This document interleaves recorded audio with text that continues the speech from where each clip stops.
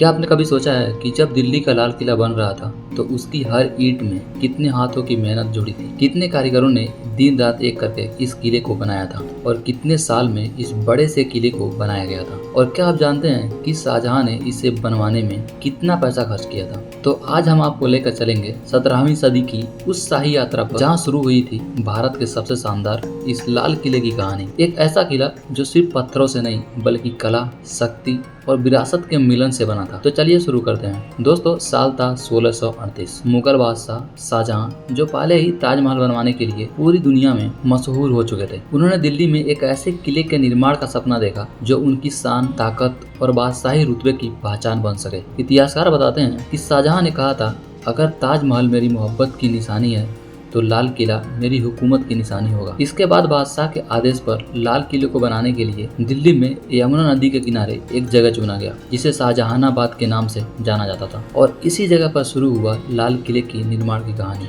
मुगल साम्राज्य का एक ऐसा प्रोजेक्ट जो आगे चलकर मुगल आर्किटेक्चर का मास्टरपीस साबित हुआ।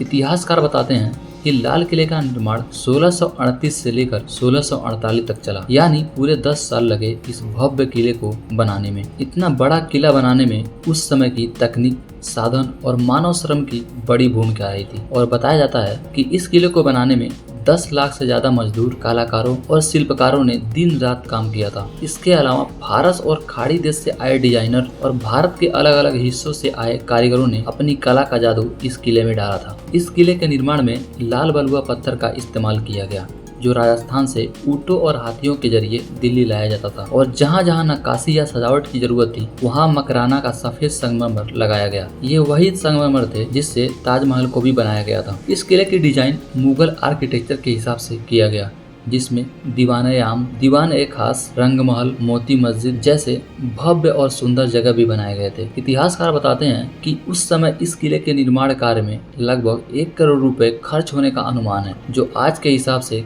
कई 100 करोड़ रुपए से भी कहीं ज्यादा होती है। सोचिए, उस वक्त बिना मशीनों के सिर्फ मानवीय मेहनत और जुनून से इतनी भव्य इमारत खड़ी की गई थी। इस किले की हर जगह पर खूबसूरती, बारीकी और एक शाही एहसास बसा हुआ था।